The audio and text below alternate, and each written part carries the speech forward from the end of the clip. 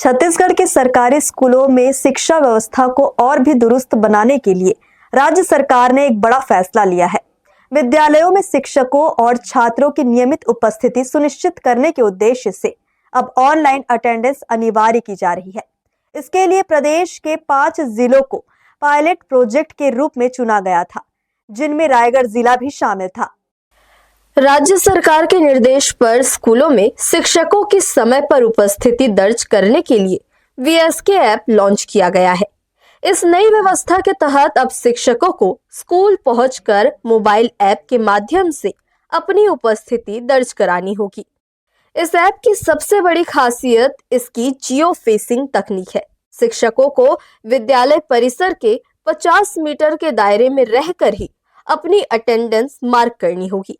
यदि कोई शिक्षक स्कूल परिसर से दूर रहकर हाजिरी लगाने की कोशिश करता है तो ऐप उसे स्वीकार नहीं करेगा। शिक्षकों के साथ साथ अब बच्चों की उपस्थिति भी इसी ऐप के माध्यम से ऑनलाइन दर्ज की जाएगी। इस पहल का मुख्य उद्देश्य स्कूलों में पठन पाठन के समय की बचत करना और शिक्षकों की उपस्थिति में पूर्ण पारदर्शिता लाना है।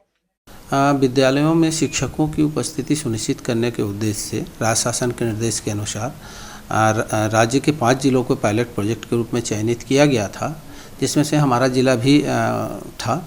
और निश्चित रूप से कुछ दिनों के प्रैक्टिस के बाद ये पाया गया कि विद्यालयों में शिक्षकों की उपस्थिति बढ़ी है और शिक्षा व्यवस्था भी सुचारू ढंग से संचालित हो रही है।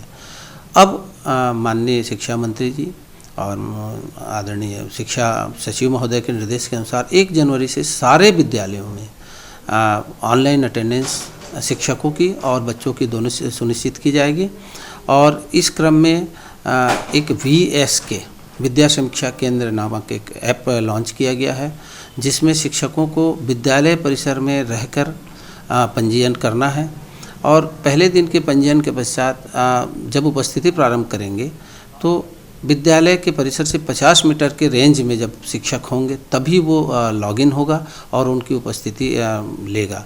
यह निश्चित रूप से हमारे शिक्षा विभाग के लिए बहुत ही लाभकारी एक ऐप है, जिससे निश्चित रूप से विद्यालय में शिक्षक और भविष्य में उन्हीं के माध्यम से हम बच्चों की उपस्थिति भी सुनिश्चित करवाएंगे। जनवरी से शुरू होने जा रही यह डिजिटल व्यवस्था शिक्षा के क्षेत्र में एक बड़ा बदलाव लेकर आएगी, जहां एक ओर इससे शिक्षकों की जवाबदेही तय होगी, वहीं दूसरी ओर बच्चों की उपस्थिति का डेटा भी रियल टाइम में विभाग के पास उपलब्ध रहेगा।